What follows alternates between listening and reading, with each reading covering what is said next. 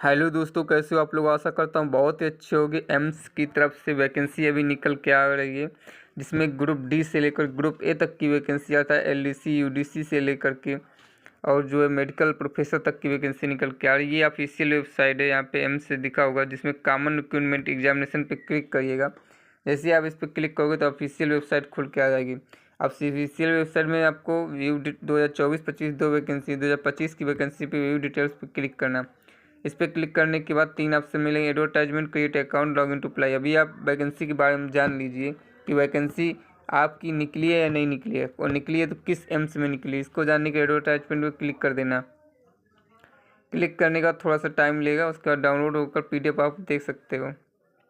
So that ये vacancy निकल के आ रही है, ये आप देख सकते हो। ये वैकेंसी निकल के आ रही है जिसमें कॉमन रिक्रूटमेंट एग्जामिनेशन लिखा हुआ है। जैसे इस पर थोड़ा सा स्क्रॉल करते हुए नीचे जाएंगे तो इस पर कुछ डेट्स लिखी हुई हैं। डेट्स हैं कि 12 जुलाई से आपका एडवर्टाइजमेंट डेट शुरू होगा और क्लोज हो जाएगा 31 जुलाई तक। और जो आपका एक्सेप्टेंस है, एप्लीकेशन स्टेटस, वो 7 अगस्त को शो कर देगा। एडमिट कार्ड वगैरह टाइम से जारी होंगे और एग्ज़ाम भी टाइम से होने वाला, मतलब 25 अगस्त को एग्ज़ाम होगा। अगर ये प्रोसेस इतना फास्ट होता है तो मान लीजिए कि 12 जुलाई से अगर इसकी शुरुआत हुई है, 25 को इसका एग्ज़ाम हुआ, 25 और 26 को, तो ये मान लीजिए कि 5 सितंबर तक इसका रिजल्ट आने की संभावना है। उसके बाद में आपका होगा टाइपिंग होगा, तो ये मान लीजिए अक्टूबर में टाइपिंग हो जाएगा। ये मान लीजिए 15 अक्टूबर तक टाइपिंग होगा। उसके बाद जो फाइनल रिजल्ट आएगा वो अक्टूबर के लास्ट में या नवंबर तक आ जाएगा। फाइनल रिजल्ट के बाद में आपकी ज्वाइनिंग जनवरी तक हो जाएगी। मीन्स ये पूरा टोटल जो पीरियड रहने वाला है इसका, ये ज़्यादा बहुत खींच के तो 6 मंथ रहने वाला है। तो आप समझ सकते हो कि वैकेंसी बहुत ही कम टाइम में कंप्लीट होगी। लेकिन इसकी दो चीज़ें बहुत खास हैं। एक तो वैकेंसी बहुत कम है, जो हैं भी उसमें फ़ीस बहुत ज़्यादा इसकी है। तो मैं इस पर पूरी डिटेल से बता देता हूँ। ये एम्स हैं जो कि ऑफिशियल वेबसाइट है, तो एम्स का इन्होंने दे रखा है कौन कौन सी एम्स हैं इंडिया में एप्लीकेबल हैं। और कैटेगरी वाइज आप अपना एज का जो रिलैक्सेशन है वो चेक कर लीजिएगा। वैसे भी गवर्नमेंट का एज रिलैक्सेशन शायद आपको पता, OBC NCL जो इनका है, OBC NCL सर्टिफिकेट, वो भी एप्लीकेबल है। और जिसके पास EWS और OBC सर्टिफिकेट बनवाना है वो बनवा के टाइम से रख सकता है। 1 अप्रैल 2025 के बाद का होना चाहिए। ठीक है। मेन मुद्दा यहाँ पे ये आता है कि वैकेंसी में फॉर्म अप्लाई क्यों नहीं ज़्यादा होंगे। सबसे बड़ी चीज़ है कि इन अनएम्प्लॉयमेंट सिचुएशन में एक स्टूडेंट 3,000 रुपये फीस कैसे पे कर सकता है। SC ST OBC EWS candidate 2400 fees कैसे पे कर सकता है। आप देख सकते हो कितनी ज़्यादा हाई यहाँ पे इन्होंने फीस रखी है। 3,000 फीस किसी भी इंडिया में मैं बात करूँ कि किसी भी एग्ज़ाम कितनी हाई फीस होना बहुत ही बड़ी बात है। और ये एक जॉब से रिलेटेड वैकेंसी है, तो सोच सकते हैं कितनी जो है, कहाँ SSC में 100 रुपये और कहाँ OBC में 3,000 रुपये फीस है। तो देख सकते हो कि फीस इतनी ज़्यादा होने की वजह से जो क्वेश्चन है एप्लीकेशन बहुत ही कम फिल होने वाले हैं। मीन्स ये कंपटीशन कम ही होगा इसका, क्योंकि जो जिसके पास ऑलरेडी नॉलेज है वो इस पर अप्लाई क्यों करेगा, 3,000 रुपये क्यों लगाएगा, दूसरे एग्जामिनेशन पे लगाएगा ना। डेट एग्जामिनेशन की यहाँ पे बिल्कुल कंफर्म डेट है कि 25 से 26 अगस्त तक जो इसका एग्जामिनेशन होगा। एडमिट कार्ड वगैरह टाइम टू टाइम आपको अपडेट हो जाएगा। और जो CBT 1 होने वाला है, 100 क्वेश्चन 400 मार्क्स के होने वाले, 20 मार्क्स जो इसके GK के रहेगा। ठीक है। 80 मार्क्स आपका जो रिस्पेक्टिव ग्रुप है, रिस्पेक्टिव ग्रुप मीन्स JSA का, जैसे मान लो JSA है तो उसका अलग से रहने वाला है। जो भी ईच सेक्शन, इसके 5 सेक्शन डिवाइडेड होंगे, तो ईच सेक्शन 18 मिनट इसके रहने वाले, दैट इज 90 मिनट का मीन्स टोटल टाइम यहाँ पे मिलने वाला है। ये आपको मेंशन किया हुआ है। ठीक है। इसके अलावा जो मीडियम ऑफ एग्जामिनेशन होगा और 10th matric 12 and other levels के हिसाब से ग्रुप बाय ग्रुप होगा इसका। देखिए वैकेंसी क्या है ना, इसमें जो निगेटिव मार्क 1/4 रहने वाली, मीन्स 4 अंक मिलेंगे और 1 अंक आपका डिडक्ट होगा यहाँ से। और जो भी एग्जामिनेशन किस लैंग्वेज में होने वाला है और क्या इसका सिलेबस रहने वाला है, मीन्स क्वालिफिकेशन का क्या सिलेबस रहने वाला है, ये आपकी वैकेंसी है। देख सकते हो कितनी वैकेंसी हैं, कितने सेक्टर्स में। जैसे कि आप UDC हैं, जैसे सीनियर एडमिनिस्ट्रेटिव असिस्टेंट और जूनियर एडमिनिस्ट्रेटिव असिस्टेंट के लिए जब भी आप एग्ज़ाम दोगे तो आपको मैथ और इंग्लिश ये 2 क्वेश्चन 80 नंबर्स वाले आने हैं। जो मैंने बताया था अभी कि 80 मार्क्स के आपका ग्रुप टेस्ट होगा, तो ग्रुप टेस्ट यही है, ये ग्रुप का नाम है, ये टेस्ट होने वाला है। क्या क्या पूछा जाएगा इसका कहने मतलब ये यहाँ पे जो वैकेंसी की जो कैटेगरी है ग्रुप वाइज है, वो टोटल मैं बात करूँ तो 53 है। 53 वैकेंसी इस पर निकली हुई हैं। ठीक है, 53 वैकेंसी यहाँ पे निकली हुई हैं। और कुक से लेकर क्लर्क तक की क्लर्क की वैकेंसी हैं, जैसे कि हिंदी ट्रांसलेटर की वैकेंसी हैं। जो भी आपकी क्वालिफिकेशन है, अपनी क्वालिफिकेशन देखो, अपने एरिया की वैकेंसी देखो। मैं बता दूंगा कैसे देखना है, देखो और वैकेंसी को फॉर्म फिल करो। वैकेंसी में कंपटीशन कम होने वाला है, जिसके पास ज़्यादा इसकी नॉलेज है वो इस पे अप्लाई नहीं करेगा, क्योंकि वो नहीं चाहेगा कि वैकेंसी में मीन्स ज़्यादा पैसा अपना बर्बाद करे। 3,000 रुपये बहुत ज़्यादा फीस इन्होंने कर रखी है, और इतनी फीस बहुत ही कम लोग अफोर्ड कर पाते हैं इन दिस सिचुएशन। और यहाँ पे फॉर्म फिलअप का दिखाया गया है। इसके अलावा मैं बात करता हूँ,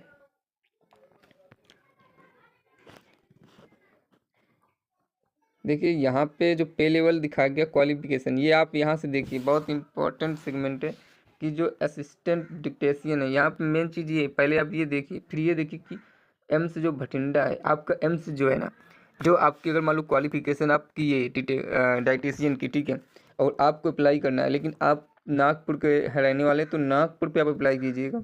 और यहाँ पे जो डिमांड है वो इन्होंने MSc food and nutrition and 2 years का एक्सपीरियंस मांग रखा है इन टीचिंग हॉस्पिटैलिटी का। ऐसे ही आपको देखना है, आपकी कैटेगरी को पहचानना है कि कौन सी कैटेगरी है। बाकी इन्होंने वैकेंसी तो दे रखी है, जैसे कि ये देखिए AAO की वैकेंसी है, जूनियर की ऑफिस असिस्टेंट की वैकेंसी है। तो इसमें आप देख सकते हो क्वालिफिकेशन क्या क्या इन्होंने मांग रखा है। सिंपल सा जूनियर एडमिनिस्ट्रेटिव ऑफिसर के लिए डिग्री मांग रखी है, और इसके अलावा प्रोफिशिएंसी इन कंप्यूटर पे लेवल 6 रहने वाला है। पे लेवल 6 ठीक ठाक से रहता है, पे लेवल 6 से, ठीक है। और नेक्स्ट टाइम बात करने वाले हैं UDC LDC की, ठीक है, जो जिसमें आप 12 पास करने के बाद में भी अप्लाईकेबल हैं। तो ये देख सकते हो अपने 12 पास कैंडिडेट, ये देखिए एम्स मंगलागिरी और जवाहरलाल जो इंस्टीट्यूट है मेडिकल का, उस पर आप अप्लाई कर सकते हो, जो पांडुचेरी में निकली हुई है, जोधपुर में निकली हुई है। राजस्थान वाले जोधपुर में अप्लाई करें, ठीक है।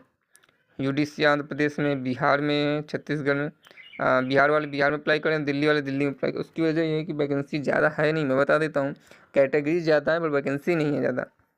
हो सकता है कि कैटेगरी की अगर पूरा कंबाइंड किया जाए और वैकेंसी को कैलकुलेट करके ऐड करने का जो फाइनल बनाई जाए वैकेंसी, वो हो सकता है ज़्यादा हो, बट बहुत ज़्यादा इसमें वैरायटी कर दी गई है।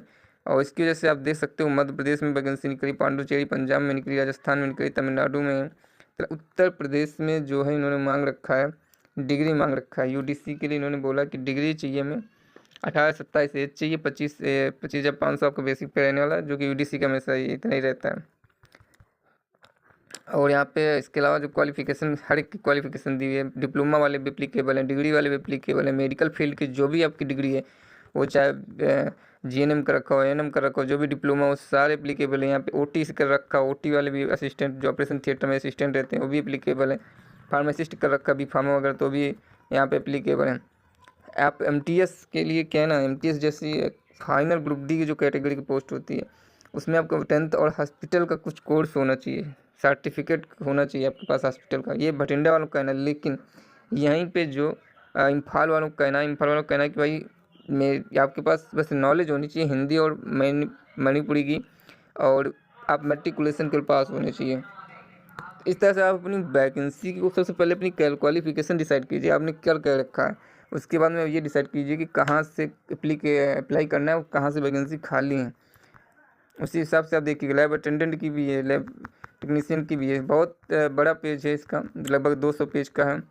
तो आप जैसे स्क्रॉल करते हुए नीचे आओगे ना, ये पे लेवल जैसे एंडिंग होगी, इसके बाद आपको यहाँ पे शो हो जाएगा कि कितनी वैकेंसी खाली है। 140 पेज नंबर पे बता देता हूँ।